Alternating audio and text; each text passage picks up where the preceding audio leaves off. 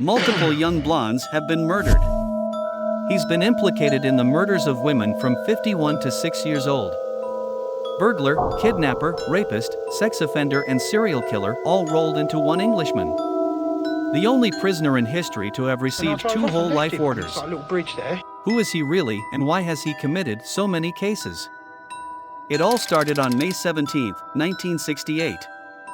Belfield was born Levi Rabbits on May 17, 1968, at the West Middlesex Hospital, Isleworth, London, to Jean Rabbits, née Belfield and Joseph Rabbits. When Belfield was 10 years old, his father died from leukemia. Belfield and his 2 brothers and 2 sisters were brought up on a southwest London council estate. Rumor has it that at the age of 12, Levi's hands were already stained with the blood of his first victim, a 14-year-old girl named Patricia Morris, 2 years older than Levi. In June 1980, Patricia rejected Levi's advances and disappeared a few days later. The next day, Patricia's body was found strangled to death. The case remains an unsolved case till today, but according to the school's attendance records, on the very day Patricia disappeared, Levi was also absent from school without any reason. Although the police did not list Levi as a suspect because he was only 12 years old. But to this day, many people, including the police, believe that Levi is a strong suspect in this case. Patricia was his first victim. Officially, of course, Levi's criminal career began a little later, in 1981, when he was 13 years old, when he was arrested and punished for burglary. That started the first of a long list of crimes that he would go on to commit, and after that he basically stole, robbed, raped, intimidated and blackmailed every crime you can think of he was involved in. It wasn't until 1990 that he was formally charged and convicted for assaulting a police officer that he was sent to prison for a few months. Possibly discovering that the cost of crime was so low, Levi's form became more and more carefree.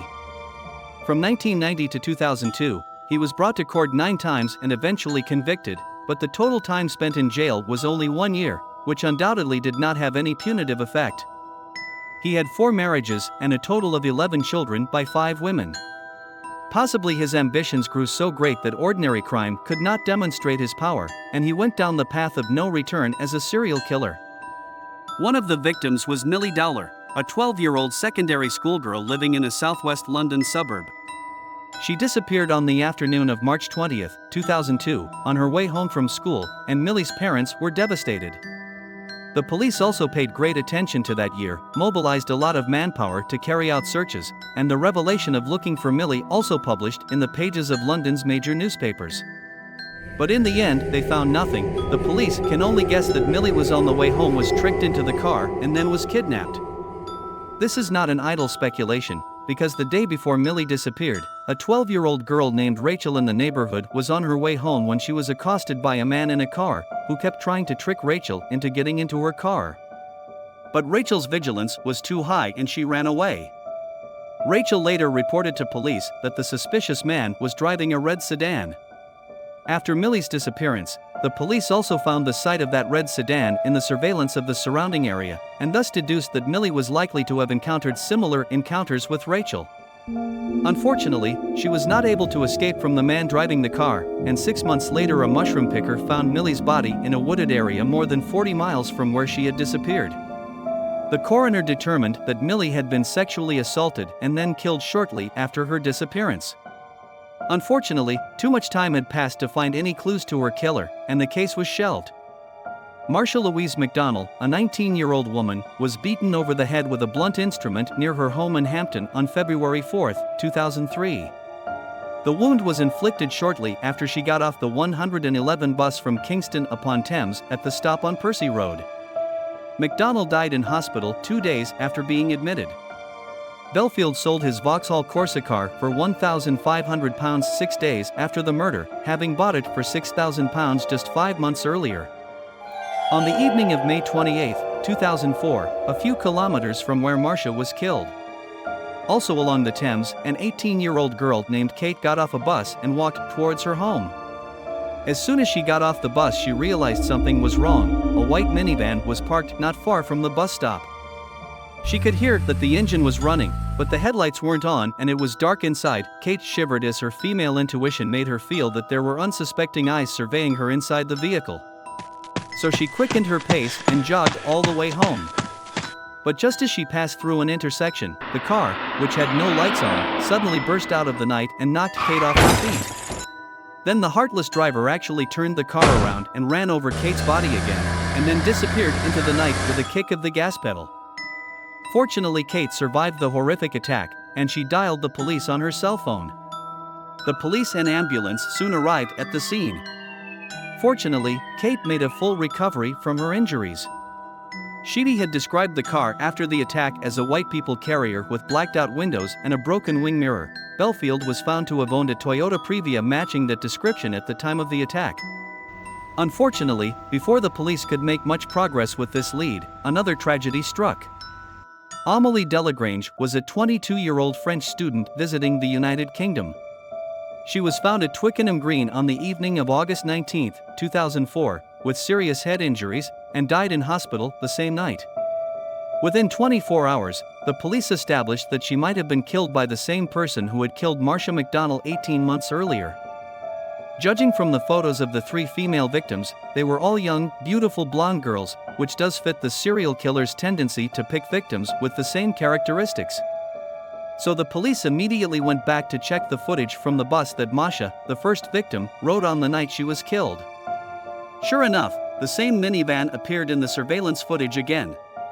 Unfortunately, because of the poor quality of the camera and the lack of light at night, the police were never able to see the license plate of the car. But they were basically able to determine the model of the minivan. The hotline set up by the police also began to ring non-stop.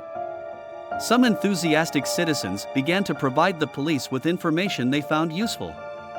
Among the many calls, a woman's call caught the police's attention.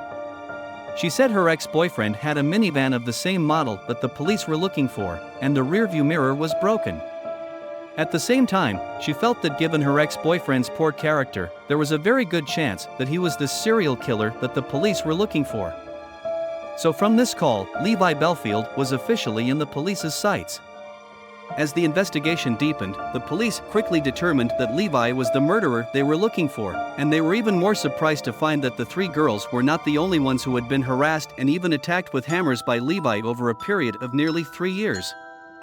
On November 22, 2004, when he drove down the road and talked to a high school girl, the police took immediate action to arrest him to prevent new victims from appearing, and Levi, a veteran of the police force who has been in and out of the police station often, put on a beat-up expression of disinterest in the face of the police's questioning, but it appeared that he was still in the police force from the incessant biting of his fingers and the need to strip off his clothes. He still looked quite guilty. Instead of denying all the questions and allegations made by the police, he used the word no comment to answer all the questions. In February 2008, after more than 3 years of preparation, the British prosecution formally filed 2 charges against Levi. The reason why the prosecution spent nearly 3 years to prepare for his indictment, not because the evidence is too little to search for difficulties, but because Levi, this person, has committed too many sins, so that the prosecution are a bit overwhelmed. Since Levi's arrest, police investigating other cases have been coming to his door, looking for clues. Eventually, the police found that of the 27 ongoing criminal investigations, all the clues eventually converged on Levi. It is estimated that in a few years, the total number of women attacked and injured by him in various ways exceeded 20, and the prosecution, faced with such a large group of cases, could only choose to catch the worst first. After prosecuting Levi and sending him to jail, the prosecution will slowly sort out the other cases. After Belfield's 2008 conviction, police revealed they were reviewing the murder of 51-year-old Judith Gold in Hampstead in October 1990. She had died yards from her home after being hit several times in the face by an unidentified weapon. Not only that, but in early 2022 Levi went on to report to the police that he was also responsible for a vicious crime that took place in 1996. Back then, a woman named Lynn Russell and her own daughter Megan Russell were murdered in their own home, and the murder weapon used by the killer was a hammer. Belfield had confessed to the abduction, rape and murder of 19-year-old Elizabeth Chow, who disappeared in 1999. On January 3, 2000, Lola Shenkoya, aged 27, disappeared in the same place.